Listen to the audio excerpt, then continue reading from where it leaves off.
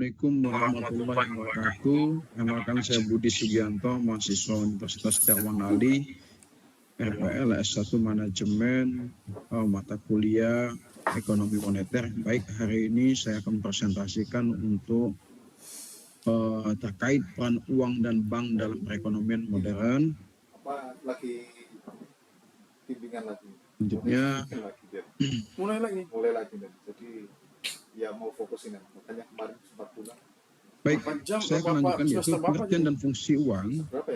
Jadi bahwasannya secara umum dari kecil sampai orang tua pun mengetahui uang itu sangat berarti ya. Dan maka dari ini saya akan memberikan pemahaman tentang pengertian uang. Uang adalah alat ukur yang diterima secara umum dalam masyarakat untuk mempermudah terkait untuk transaksi barang dan jasa serta untuk menyimpan nilai dari satu uang.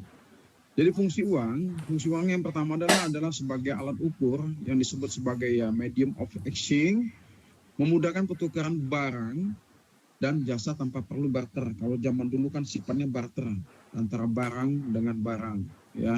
Kalau sekarang semenjak ada zaman makin maju, sejak puluhan tahun yang lalu muncullah dalam bentuk uang dan itu bisa digunakan sebagai alat menukar barang. Untuk satuan hitung menentukan nilai barang dan jasa dalam satuan yang dapat diukur, misalnya rupiah, dolar, dan lain-lain. Fungsi turunannya adalah untuk sebagai alat penyimpan nilai atau disebut sebagai store of value. Uang dapat disimpan untuk digunakan di masa depan atau tabungan lah. Alat pembayaran yang sah, legal tender, diterima secara resmi untuk membayar utang atau transaksi. Selain itu juga sebagai alat pembinaan kekayaan dapat digunakan untuk memindahkan kekayaan dari satu orang ke orang lain. Yang terakhir adalah alat penimbun kekayaan, bisa digunakan untuk menimbun kekayaan dalam bentuk tabungan atau investasi. Jadi uang ini bermanfaat dalam bentuk tabungan, bahkan untuk bisa membeli sesuatu seperti tanah, emas, dan lainnya sebagai investasi. Baik, sejarah perkembangan uang, sistem awal perdagangan di mana barang ditukar dengan barang. Kelemahannya adalah sulit menemukan kesesuaian kebutuhan atau double coincidence of wants. Yang kedua adalah uang barang.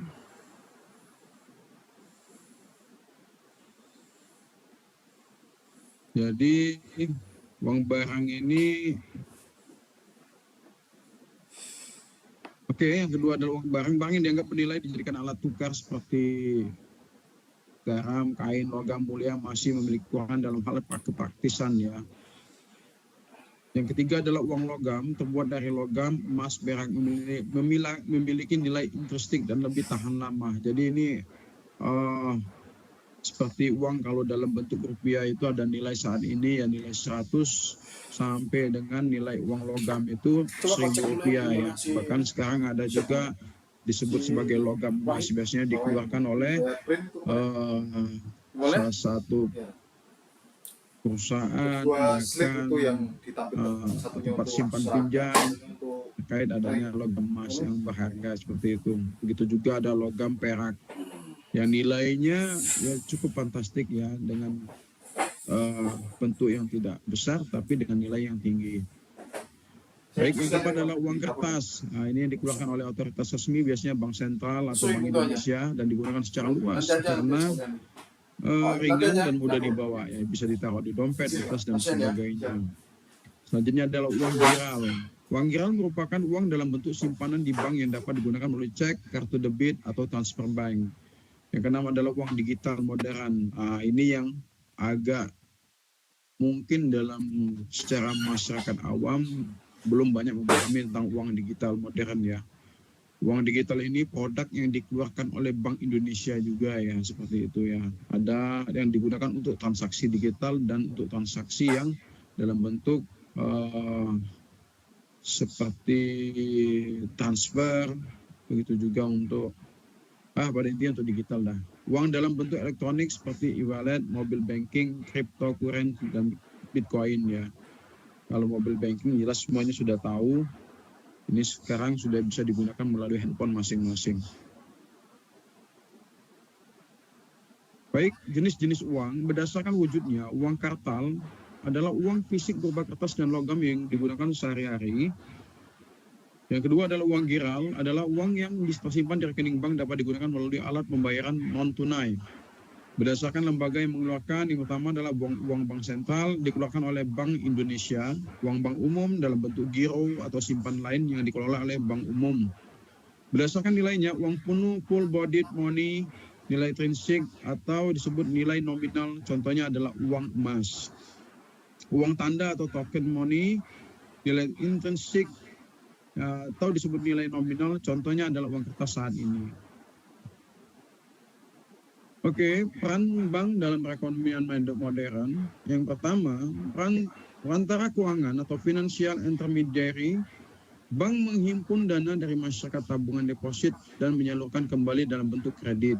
Yang kedua, penciptaan uang giral. Melalui proses pemberian kredit, bank menciptakan uang giral yang meningkat jumlah uang yang beredar, menyediakan layanan keuangan seperti transfer, pembayaran tagihan, investasi, asuransi, valuta asing, dan lain-lain. Yang keempat, mendorong investasi dan pertumbuhan ekonomi. Kredit yang diberikan bank membantu sektor real berkembang seperti UMKM, usaha mikro kecil menengah, industri, pertanian, dan lain-lain. Selain itu juga yang poin kelima adalah menjaga stabilitas ekonomi.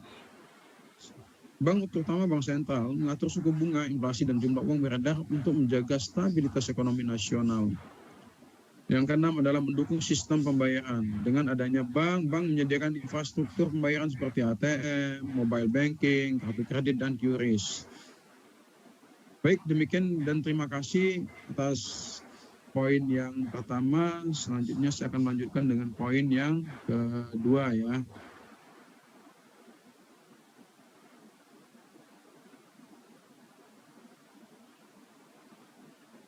Yang kedua, saya akan menyampaikan terkait poin yang lain. Sementara saya membuka dulu PPT-nya. Ya, oke. Baik, saya lanjutkan poin yang kedua tentang menganalisis faktor-faktor yang mempengaruhi permintaan uang. Baik. Saya akan melanjutkan yang pertama, analisis terhadap faktor-faktor yang mempengaruhi permintaan uang. Penting untuk memahami perilaku ekonomi individu, rumah tangga, dan perusahaan dalam konteks makroekonomi. Permintaan uang merujuk pada keinginan masyarakat untuk memegang uang tunai, seperti uang kartal dan uang giral, sebagian bagian dari kekayaan mereka atau untuk keperluan transaksi. 3 motif yang mempengaruhi permintaan uang adalah 1, yaitu yang pertama adalah transaksi sesuai dengan kebutuhan hidup. Yang kedua adalah jaga-jaga atau kesehatan dan tabungan. Dan yang ketiga adalah spekulasi, yaitu investasi. Motif transaksi atau transaction motif, penjelasannya yang pertama adalah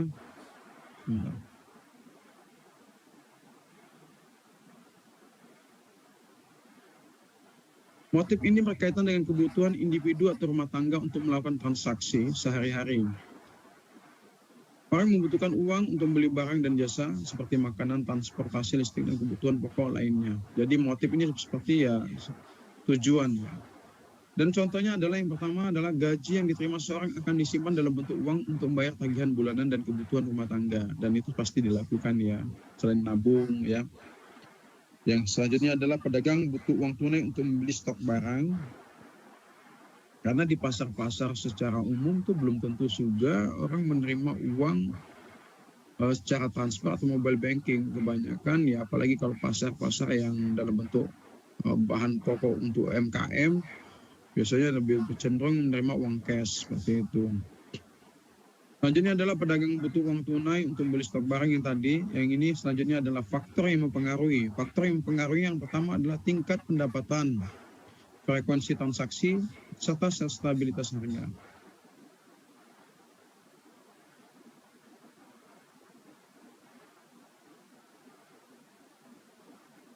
Yang kedua adalah motif jaga-jaga. Precautionary motif. Penjelasan permintaan uang karena alasan jaga-jaga muncul karena ketidakpastian masa depan. Orang menyimpan uang untuk menghadapi keadaan darurat atau tak terduga seperti dalam kondisi sakit, kecelakaan, atau musibah lainnya, atau kehilangan pekerjaan, serta kebutuhan mendadak lainnya. Ya, seperti contoh menyimpan uang tunai untuk biaya berobat ketika antisipasi pada saat nanti sedang sakit atau untuk berobat. Yang selanjutnya adalah mengisikan dana darurat di tabungan. Faktor yang mempengaruhi adalah yang pertama rasa aman terhadap masa depan. Jadi kalau bahasanya kalau ada tabungan yang cukup itu bisa ya secara manusiawi orang merasa nyaman ya kalau mohon maaf untuk uang tabungannya cukup, bisa membiayai sekolah anak dan sebagainya, kebutuhan hidup ke depan dalam sekian puluh tahun ke depan. Ya otomatis manusia itu kan merasa aman dan terhadap masa depan. Yang selanjutnya adalah stabilitas ekonomi. Yang terakhir adalah akses terhadap asuransi atau bantuan sosial. Oke, yang ketiga terkait motif spekulasi atau spekulatif motif. Penjelasannya adalah motif ini terkait dengan keinginan untuk memperoleh keuntungan dari perubahan nilai aset atau suku bunga.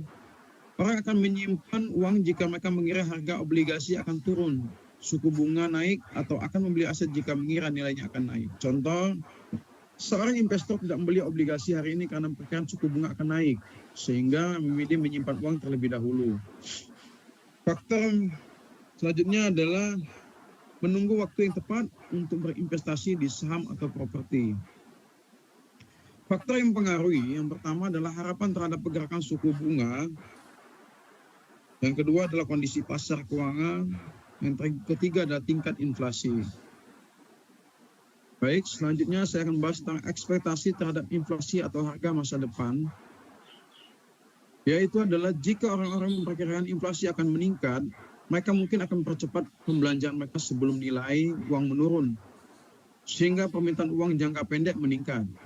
Sebaliknya, jika inflasi tinggi terus-menerus, orang bisa kehilangan kepercayaan terhadap uang dan menahan sedikit uang tunai.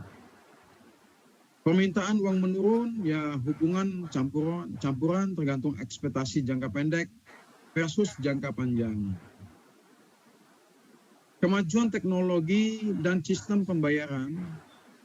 Yang dimaksud dengan kemajuan teknologi dan sistem pembayaran adalah dengan hadirnya teknologi seperti e-wallet, kartu kredit, QRIS, pembayaran digital, kebutuhan masyarakat untuk memegang uang tunai merupakan ya hubungan negatif kepada teknologi meningkat, permintaan uang tunai turun. Referensi individu terhadap likuiditas yang pertama adalah penjelasan beberapa orang atau perusahaan lebih memilih memegang uang karena likuiditasnya mudah digunakan. Tingkat kehati-hatian ini mempengaruhi permintaan uang. Terkait hubungan positif, semakin tinggi preferensi terhadap likuiditas, permintaan uang akan meningkat, seperti itu. Tingkat aktivitas ekonomi, yaitu tingkat aktivitas ekonomi adalah jika perekonomian sedang aktif, banyak kegiatan ekonomi, maka permintaan uang akan meningkat untuk transaksi. Hubungan yang positif antara tingkat aktivitas ekonomi adalah aktivitas ekonomi akan naik, permintaan uang pun naik. Ketidakpastian ekonomi dan politik. Yang dimaksud dengan ketidakpastian ekonomi dan politik adalah dalam kondisi tidak pasti, krisis, konflik, resesi, orang cenderung memegang lebih banyak uang tunai untuk berjaga-jaga, seperti terjadi konflik atau demo besar-besaran, bahkan terjadi krisis moneter yang seperti di tahun 98 lalu.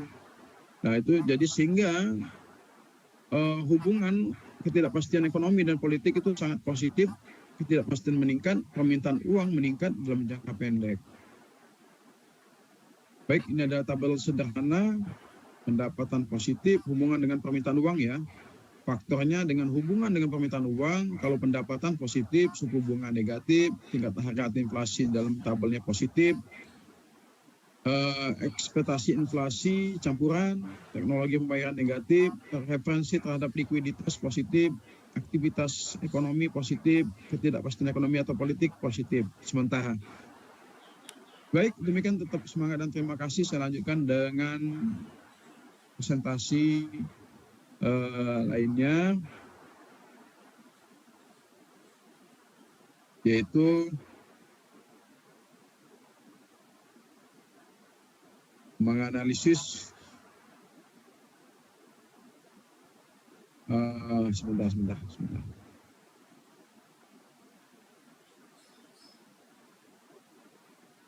Baik.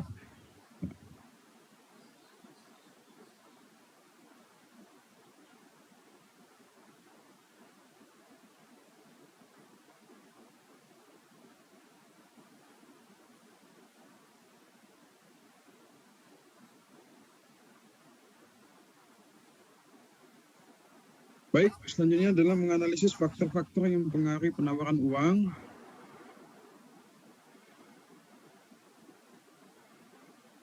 Faktor-faktor yang mempengaruhi penawaran uang berikut adalah faktor utama yang mempengaruhi penawaran uang dalam suatu negara. Yang pertama, kebijakan moneter bank sentral. Bank sentral ini kalau di Indonesia itu adalah Bank Indonesia, memegang peran utama dalam mengatur jumlah uang yang beredar melalui kebijakan moneter. Di antaranya adalah yang pertama adalah operasi pasar terbuka. Bank sentral menjual atau membeli surat berharga di pasar. Yang kedua adalah memberi surat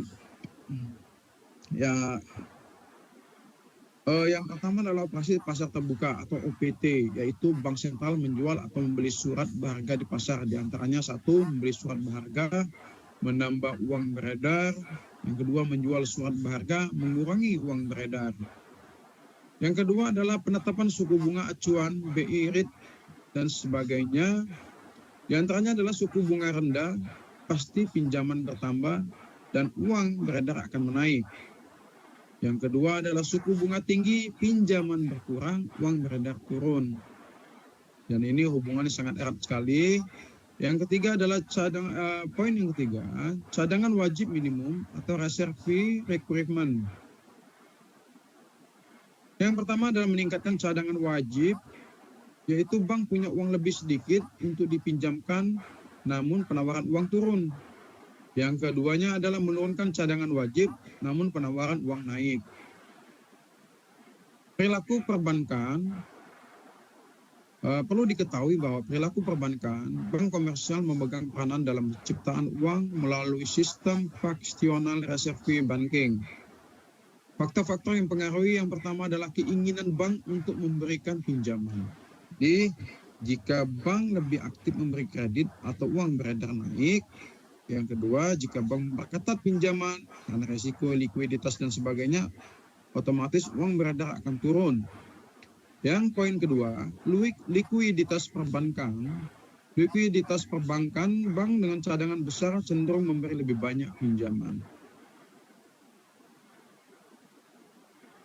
Poin yang ketiga, permintaan terhadap kredit. Permintaan terhadap kredit yang pertamanya adalah penawaran uang juga dipengaruhi oleh seberapa besar masyarakat dan sektor bisnis ingin mengambil pinjaman. Yang selanjutnya adalah ketika permintaan kredit tinggi, maka bank menciptakan lebih banyak uang. Selanjutnya, saat ekonomi lesu dan permintaan kredit rendah, maka penciptaan uang menurun. Baik, yang keempat, perkembangan teknologi keuangan fintech. Yang pertama terkait perkembangan teknologi keuangan atau disebut sebagai fintech, digitalisasi sistem pembayaran dan kehadiran fintech dapat mempercepat sirkulasi uang, keluar masuknya uang ya. Yang selanjutnya adalah inovasi seperti e-money, mobile banking, dan digital lending mempengaruhi kecepatan peredaran volume uang dalam sistem ekonomi. Yang kelima, stabilitas politik dan ekonomi. Adapun turunannya yaitu ketidakpastian politik atau ekonomi dapat membuat bank dan masyarakat enggan meminjam atau meminjamkan uang. Yang kedua, yang mempengaruhi stabilitas politik dan ekonomi adalah kepercayaan terhadap sistem keuangan mempengaruhi perilaku simpan pinjam. Aliran modal asing. Yang selanjutnya adalah aliran modal asing. Aliran modal asing mempengaruhinya adalah investasi asing yang masuk, namun menambah likuiditas, berimbas kepada penawaran uang bertambah.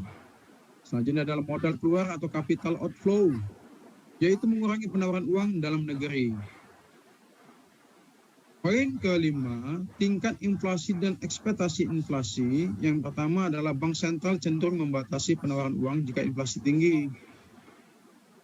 Yang selanjutnya yang mempengaruhi tingkat inflasi dan ekspektasi inflasi adalah ekspektasi inflasi bisa memicu tindakan preemptif dari otoritas moneter. Poin keenam adalah kebijakan fiskal pemerintah. Yang pertama adalah pembiayaan defisit anggaran melalui pencetakan uang oleh bank sentral dapat menambah penawaran uang. Namun di poin selanjutnya adalah di bank negara, di banyak negara bank sentral ini independen dan tidak langsung biaya defisit fiskal. Berikut kurvanya. Kurva permintaan dan penawaran uang. Berdasarkan kurva tersebut dapat dijelaskan bahwa pada saat bunga R1, ya R1 itu nampak di layar. Jumlah uang yang diminta adalah M1, dan pada saat suku bunga R2 jumlah uang yang diminta adalah M2. Ya, ketika R2 menurun maka uang yang diminta meningkat. Apabila terjadi penurunan suku bunga dari R1 ke R2 maka jumlah uang yang akan diminta akan meningkat dari M1 ke M2. Hal ini menunjukkan bahwa semakin rendah tingkat suku bunga, maka semakin banyak orang akan memegang uang untuk tujuan spekulasi. Sebaliknya, seperti tadi di R1, jika semakin tinggi suku bunga, maka keinginan orang untuk memegang uang semakin rendah. Ya, seperti R1 tadi, semakin tinggi bunga, maka permintaan di M1 semakin rendah. Namun jika suku bunga menurun di R2, maka jumlah uang yang diminta oleh masyarakat itu semakin tinggi di M2. Baik, demikian. Tetap semangat. Saya lanjutkan dengan presentasi yang selanjutnya.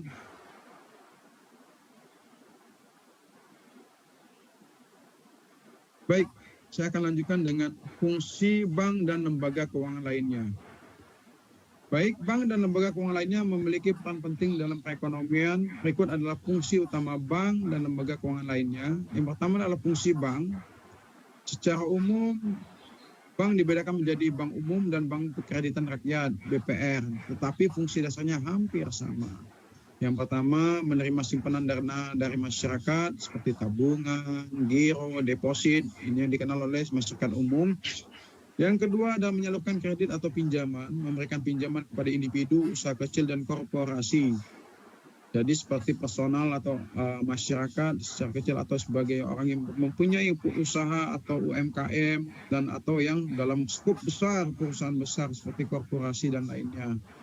Berperan dalam meningkatkan perputaran uang dan pertumbuhan. Tujuannya adalah berperan dalam meningkatkan perputaran uang dan pertumbuhan ekonomi. Yang ketiga, sebagai perantara keuangan atau financial intermediary, menghubungkan pihak yang memiliki kebiasaan dana atau penabung dengan pihak yang membutuhkan dana atau peminjam. Yang keempat, menyediakan jasa keuangan lainnya seperti transfer uang, kartu kredit atau debit, SIP deposit box, inkaso, clearing, dan layanan falas atau valuta asing. Yang kelima, menciptakan uang giral. Bank menciptakan uang giral. Uang giral adalah uang yang berbentuk simpanan di bank melalui proses pemberian kredit. Oke, selanjutnya adalah akan saya sampaikan mengenai fungsi lembaga keuangan lainnya atau non-bank. Lembaga keuangan non-bank tidak menerima simpanan dalam bentuk giro atau tabungan seperti bank lainnya pada umumnya, tetapi tetap mengelola dan menyalurkan dana seperti beberapa contohnya, di antara yang pertama, satu perusahaan asuransi memberikan perlindungan terhadap risiko kesehatan jiwa, kendaraan, dan lain-lain, mengelola premi dan menginvestasikannya. Yang kedua, perusahaan pembiayaan atau leasing memberikan pembiayaan barang seperti yang pada umumnya kredit, ya terutama kendaraan dan alat berat bahkan rumah. Yang ketiga, pegadaian memberikan pinjaman dengan jaminan barang berupa emas, elektronik, surat menyurat berharga, dan lainnya. Baik, koperasi simpan pinjam, yaitu menghimpun dana dari anggota dan memberikan pinjaman kepada anggota, yang dalam bahasanya kalau koperasi ini dari anggota untuk anggota. Yang kelima, dana pensiun, mengelola dana pensiun karyawan dan menyalurkannya setelah pensiun. Biasanya ini kalau di TNI itu ada namanya asabri dan lain-lain ya. Yang keenam, perusahaan sekuritas menjadi perantara jual beli saham, obligasi, produk, pasar modal, lain-lainnya. Jadi ada beberapa ya perusahaan sekuritas ini. Yang pertama adalah jual beli saham, obligasi, dan produk pasar modal lainnya. Baik, pengertian dan perbedaan bank. Pengertian dan perbedaan bank konvensional, khususnya pengertian dan perbedaan bank konvensional. Pengertian dan perbedaan bank konvensional, bank syariah, dan pegadaian. Yang pertama, kalau bank konvensional itu dalam pengertiannya adalah lembaga keuangan yang menghimpun dana dari masyarakat dalam bentuk tabungan, giro, dan deposit, serta menyalurkan kembali dalam bentuk kredit atau simpan pinjam dengan sistem bunga interest sebagai imbal hasil. Untuk bank syariah, lembaga keuangan ini menjalankan kegiatan usahanya berdasarkan prinsip syariah Islam, yaitu tanpa bunga, melainkan dengan akad atau perjanjian seperti bagi hasil, mudharabah, musyarakah, jual beli, murabaha, dan sewa ijarah. Untuk pegadaian, pengertiannya adalah lembaga keuangan non-bank yang memberikan pinjaman uang dengan jaminan gadai berupa barang berharga seperti emas, kendaraan, atau elektronik. Ya, tujuannya untuk membantu masyarakat memperoleh dana yang lebih cepat dengan anggunan yang jelas. Pastinya ada jaminan seperti itu. Oke, cara kerja sistem imbalannya, kalau yang pertama sistem aspek bank konvensional, bank syariah, dan pegadaian. Kalau yang pertama bank konvensional, sistem imbalannya menggunakan bunga interest yang ditetapkan di awal baik untuk disimpanan maupun di pinjaman. Kalau bank syariah berbeda dengan bank konvensional, menggunakan prinsip bagi hasil, margin keuntungan atau ujrah atau biaya sewa sesuai akad syariah. Beda lagi dengan pegadaian, sistem imbalannya adalah menggunakan biaya jasa seperti sewa tempat, penyimpanan atau barang. Jadi yang dia digadaikan tadi kan itu dihitung terkait dengan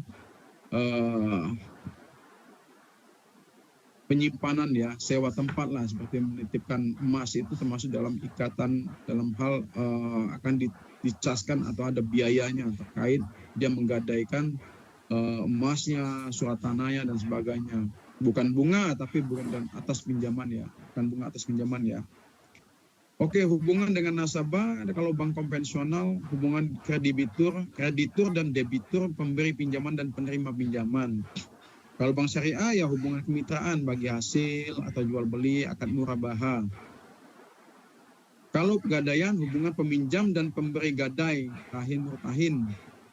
Oke, sumber pendapatan untuk bank konvensional dari bunga pinjaman, biaya administrasi dan jasa keuangan lainnya. Jadi ada 3 dari bunga pinjaman, yang kedua biaya administrasi, dan ketiga adalah jasa keuangan lainnya. Kalau bank syariah ya tadi dari bagi hasil, margin keuntungan atau ujrah atau imbalan jasa.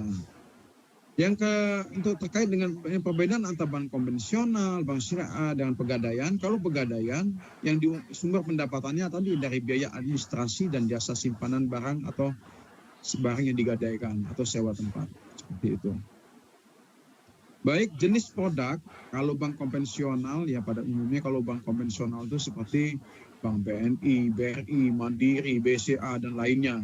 Jadi jenis produknya yang pertama tabungan, giro deposit, kredit konsumtif dan produktif, kartu kredit, transfer, pembayaran. Kalau bank syariah tabungan wadiah, deposit mudharabah, pembiayaan marabaha, musyarakah, ijarah, produk, zakat, infak, wakaf. Biasanya ini pada saat kondisi mau menjelang hari raya Idul Fitri, ya ini sangat booming sekali atau lagi promosinya sangat tinggi sekali. Karena masyarakat banyak menggunakan jasa bank syariah. Yang terakhir adalah pegadaian. Jenis produknya yang pertama kredit gadai, barang jaminan. Seperti gadai emas, pembiayaan mikro, tabungan emas, lelang barang, termasuk juga surat-surat berharga. Landasan hukum. Oke, di landasan hukum aspek bank konvensional. Yang pertama ada Undang-Undang Nomor 7 Tahun 1992, Junto Undang-Undang Nomor 10 Tahun 1998 tentang perbankan untuk bank syariah, Undang-Undang Nomor 21 Tahun 2008 tentang perbankan syariah. Untuk pegadaian peraturan pemerintah Nomor 103 Tahun 2000 tentang perusahaan umum atau perum pegadaian. Oke, untuk landasan hukum sebagai pengawasnya yang pertama untuk bank konvensional adalah Otoritas Jasa Keuangan atau OJK dan Bank Indonesia. Jadi langsung diawasi oleh Bank Indonesia juga ya selain OJK. Bank Syariah, OJK dan Dewan Pengawas Syariah dan tidak melibatkan Bank Indonesia. Untuk pegadaian, untuk pengawas dalam landasan hukum untuk pengawasannya hanya OJK saja. Oke, tujuan utama dan prinsip Bank konvensional mencari keuntungan melalui kegiatan perbankan berbasis bunga. Bank syariah meningkatkan kesejahteraan masyarakat sesuai prinsip syariah tanpa riba. Kalau Pegadaian membantu masyarakat dalam memenuhi kebutuhan dana cepat dengan sistem gadai. Ada barang, ada uang, seperti itu. Prinsip dasarnya ekonomi bebas dan berbasis bunga untuk bank konvensional. Sedangkan untuk bank syariah, ekonomi Islam bebas riba, garar, ketidakpastian, dan maisir atau spekulasi. Kalau Pegadaian, misalnya adalah prinsip tolong menolong atau bukan riba, seperti itu.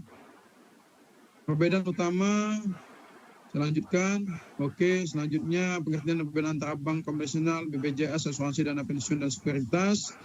Ini cukup panjang, namun jelas perbedaannya. Saya hanya bahas tentang BPJS, Badan Penyelenggara Jaminan Sosial. Kan sekarang ada fungsi-fungsinya ya. BPJS adalah badan hukum publik milik pemerintah yang bertugas menyelenggarakan program jaminan sosial nasional seperti BPJS. Fungsi utamanya yang memberikan perlindungan sosial berupa jaminan kesehatan, kecelakaan kerja, hari tua, dan kematian. Mengelola iuran peserta untuk biaya manfaat jaminan sosial. Jadi tujuan utamanya adalah memberikan perlindungan sosial. Non-profit atau public service, bukan mencari keuntungan. Oke, asuransi. Ada perbedaan sedikit dengan BPJS. Asuransi adalah perjanjian antara perusahaan asuransi dan nasabah tertanggung, di mana nasabah membayar premi untuk memperoleh perlindungan finansial terhadap risiko tertentu, misalnya seperti sakit, kecelakaan, kematian, kerusakan atau kerugian usaha lainnya. Jadi fungsi utamanya adalah melindungi dari risiko finansial. Yang kedua adalah memberi ganti rugi atau manfaat keuangan jika risiko terjadi seperti terjadinya ada musibah seperti yang saya sebutkan tadi. Dana pensiun adalah badan hukum yang mengelola dan menjalankan program menjanjikan manfaat pensiun kepada peserta ketika mereka berhenti bekerja atau sudah masa atau saatnya masa punahkarya atau pensiun. Fungsi utamanya adalah mengumpulkan iuran dari peserta dan atau memberi kerja. Yang kedua, mengelola dana investasi agar tumbuh dan dapat dibayarkan kembali pada saat pensiun. Ya, tujuannya sama seperti yang asuransi dan BPJS, menjamin kesejahteraan di masa tua, bukan semata-mata mencari keuntungan. Sekuritas perusahaan efek. Perusahaan sekuritas adalah perusahaan yang bergerak di bidang pasar modal dan memiliki izin dari otoritas jasa keuangan untuk melakukan kegiatan seperti perantara perdagangan efek, broker saham, penjamin misi, dan lain-lain. Underwriter atau manajer investasi. Fungsi utamanya yang pertama, menjadi perantara jual beli saham dan obligasi, membantu perusahaan menerbitkan efek IPO, mengelola portofolio investasi untuk nasabah, dan fungsi utamanya tadi dan tujuan utamanya adalah mendukung kegiatan investasi dan penghimpunan dana di pasar modal atau profit oriented. Begini aspek perbandingan antara bank konvensional, BPJS, asuransi, dana pensiun, dan sekuritas. Oke, kesimpulan singkat, perbedaan utama menghimpun dana langsung dari masyarakat. Kalau bank ya, non-bank tidak langsung. Ya, memberi kredit atau pinjaman uang ya. Untuk non-bank atau LKNB ya, tapi bentuknya berbeda. Menyediakan produk simpanan ya. Untuk non-bank tidak. Fokus utama intermediasi keuangan menghubungkan pihak surplus dan defisit dana, sedangkan untuk non-bank spesialis keuangan, asuransi, investasi, pembiayaan, dan lain-lain. Demikian, saya lanjutkan dengan presentasi selanjutnya.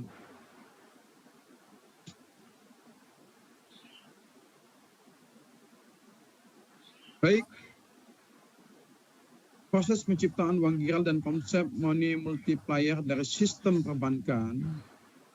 Berikut saya akan melanjutkan presentasi saya mengenai proses penciptaan uang giral dan konsep money multiplier dari sistem perbankan.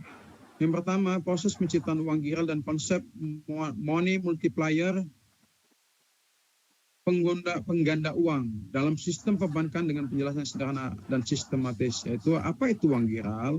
Baik, saya akan menjelaskan bahwasanya uang giral adalah uang yang diciptakan oleh bank umum dalam bentuk simpanan giro, rekening koran, yang dapat digunakan untuk melakukan transaksi biasanya melalui cek, kartu debit, atau transfer. Uang giral bukan uang fisik ya, tetapi memiliki daya beli karena bisa dipindah-pindah. Selanjutnya, proses penciptaan uang giral. Uang giral diciptakan ketika bank umum menerima simpanan dan memberikan kredit. Ya, contohnya yang pertama ilustrasi, nasabah A menyetor uang 100 juta rupiah ke Bank X. Bank X wajib menyisihkan sebagian dari dana tersebut sebagai cadangan wajib, misalnya 10%. Nah, jadi 10 juta sisanya. Jadi sisa 90 juta bisa digunakan oleh bank untuk beri pinjaman kepada nasabah lain atau dipanjangkan. Bank X memberikan pinjaman 90 juta kepada nasabah B. Nasabah B menggunakan uang itu misalnya untuk beli barang dari nasabah C. Nasabah C menyimpan uang tersebut di Bank Y dan proses ini berulang. Bank Y menyimpan 10% atau 9 juta tadi dan meminjamkan uang 81 juta ke nasabah lain dan seterusnya. Jadi setiap kali bank menerima simpanan dan memberi pinjaman, maka uang baru diciptakan dalam bentuk giral, padahal uang fisik tidak bertambah, hanya berputar dikalikan melalui proses perbankan. Baik, rumusnya adalah untuk money multiplier yang satu, ya. Jadi konsep money multiplier ini adalah pengganda uang ini adalah rasio yang menunjukkan beberapa banyak uang giral yang dapat diciptakan dari setiap unit uang dasar, uang primer atau high powered money. Faktor yang mempengaruhi money multiplier, cadangan wajib. Triple R semakin kecil, triple R semakin besar pengganda uang. Preferensi masyarakat terhadap uang tunai. Jika masyarakat lebih suka menyimpan uang tunai daripada menyimpan di bank, maka uang giral yang diciptakan akan lebih sedikit. Keengganan bank memberikan kredit. Jika bank berhati-hati atau tidak mau memberikan pinjaman, proses penciptaan uang giral terhambat. Seperti itu. Baik, kesimpulannya adalah uang giral diciptakan ketika bank umum menerima simpanan dan menyalurkan kredit. Proses ini menggandakan jumlah uang dalam perekonomian, meskipun uang fisik tetap terbatas. Jadi money multiplier menunjukkan seberapa besar uang giral bisa diciptakan dari uang primer dan sangat dipengaruhi oleh kebijakan cadangan wajib dan perilaku masyarakat serta bank.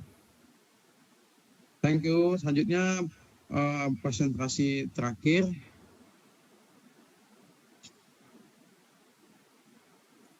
Yang ketujuh, peran dan fungsi bank sentral dalam perekonomian. Baik. Bank sentral memegang peranan yang sangat penting dalam perekonomian suatu negara. Berikut adalah penjelasan mengenai peran dan fungsi bank sentral secara umum. Yang pertama, menjaga stabilitas moneter. Bank sentral bertanggung jawab menjaga stabilitas nilai mata uang, inflasi, ya agar daya beli masyarakat tetap terjaga. Selain itu juga stabilitas moneter penting untuk menciptakan iklim investasi yang sehat, pertumbuhan ekonomi yang berkelanjutan. Bank sentral atau Bank Indonesia bersifat independen, artinya memiliki kewenangan penuh dan bebas intervensi dari pemerintah maupun pihak lain. Kenapa Bank Indonesia disebut sebagai independen? Yang pertama, goal independen, menjaga stabilitas nilai rupiah. Yang kedua, instrumen independen, BI bebas menentukan kebijakan, pemerintah tidak boleh mengintervensi, ya. Independensi organisasi struktur pimpinan diangkat dan diberhentikan oleh Presiden dan persetujuan DPR, mencegah adanya tekanan politik, ya. Selanjutnya lagi adalah independensi keuangan. BI memiliki anggaran sendiri dan dia tidak tergantung dengan APBN. Larangan intervensi, pemerintah dilarang campur tangan atau menerima instruksi dari pemerintah dan pihak manapun. Jadi Bank Indonesia tidak boleh mendapatkan intervensi dari pihak manapun. Selanjutnya, independensi dalam pengawasan perbankan, tujuannya agar Bank Indonesia bisa fokus pada moneter dan stabilitas sistem keuangan. Produk Bank Sentral Indonesia selain mata uang kertas dan logam, ada namanya rupiah digital. Dan ini orang awam jarang mendengar hal ini. Rupiah digital adalah mata uang resmi yang diterbitkan oleh Bank Indonesia. Fungsinya adalah menyederhanakan sistem pembayaran nasional, mempercepat transaksi digital, mengamankan transaksi antara bank dan fintech, mengantisipasi perkembangan digital global. Ciri utama rupiah digital adalah diterbitkan oleh Bank Indonesia. Nilainya sama dengan nilai rupiah biasa. Legal tendernya artinya bisa digunakan untuk transaksi resmi, berbasis teknologi blockchain atau distributed ledger sesuai konsep Bank Indonesia. Bisa juga digunakan untuk transaksi online, pembayaran, bahkan transaksi antar bank, tergantung fase implementasinya. Baik, selanjutnya adalah regulator atau pengawasan sistem keuangan. Bank sentral mengawasi dan mengatur bank-bank lainnya kan berjalan sehat dan stabil. Pada intinya mencegah terjadinya krisis perbankan atau sistemik. Menjaga stabilitas sistem pembayaran, yaitu menyediakan Bank Indonesia menyediakan infrastruktur sistem pembayaran nasional seperti clearing, settlement, antar bank, agar transaksi ekonomi berjalan lancar dan efisien. Pelaksanaan kebijakan moneter, Bank Sentral mengatur jumlah uang beredar dan suku bunga untuk mencapai tujuan ekonomi tertentu, seperti mengendalikan inflasi. Jadi Bank Indonesia tidak selalu mulu mengeluarkan uang atau mencetak uang, karena akan berimbas pada inflasi. Sehingga pelaksanaan kebijakan moneter dalam Bank Sentral atau Bank Indonesia menstimulasi pertumbuhan dan menjaga nilai tukar uang. Penasihat pemerintah, Bank Sentral memberikan masukan kepada pemerintah dalam hal kebijakan ekonomi dan fiskal untuk mendukung stabilitas makroekonomi. Fungsi utama Bank Sentral atau Bank Indonesia yang ada di negara Indonesia ini adalah mengatur, ini ada juga di negara-negara lain ya, seperti kalau kita terfokus di Bank Indonesia. Mengatur dan melaksanakan kebijakan moneter, yang pertama contohnya adalah menetapkan suku bunga acuan seperti BI 7 atau BI 7 dari reversi repo rate di Indonesia. Mengontrol inflasi, stabilitas nilai tukar, dan pertumbuhan ekonomi. Selanjutnya adalah mengatur peredaran uang, mencetak dan mengedarkan uang kartal atau fisik yang sah, menjamin kualitas dan keaslian uang yang beredar. Sebagai lender of least resort, pemberi pinjaman terakhir, memberikan pinjaman darurat kepada bank-bank yang mengalami krisis likuiditas untuk mencegah keruntuhan sistem keuangan. Karena kalaupun ada yang collapse bank, itu akan mempengaruhi juga ya terhadap sistem keuangan yang ada di Indonesia. Selanjutnya adalah mengelola cadangan devisa negara. Digunakan untuk menjaga stabilitas nilai tukar dan melakukan intervensi di pasar valuta asing jika diperlukan. Poin selanjutnya adalah menjaga stabilitas nilai tukar mata uang. Jadi Bank Indonesia dengan mengatur intervensi di pasar falas dan kebijakan devisa. Contoh lembaga bank sentral, kalau di Indonesia itu adalah Bank Indonesia, kalau di Amerika Serikat Federal Reserve atau the Fed, Eropa European Central Bank atau ECB, Inggris Bank of England atau BOE.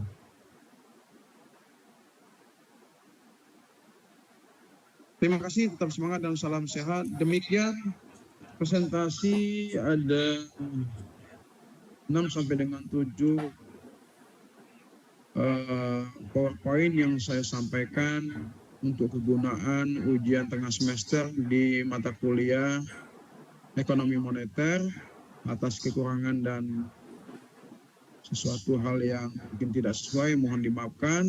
Demikian presentasi dari saya. Terima kasih. Wabillahi taufiq wal hidayah. Wassalamualaikum warahmatullahi wabarakatuh. Tetap semangat dan salam sehat.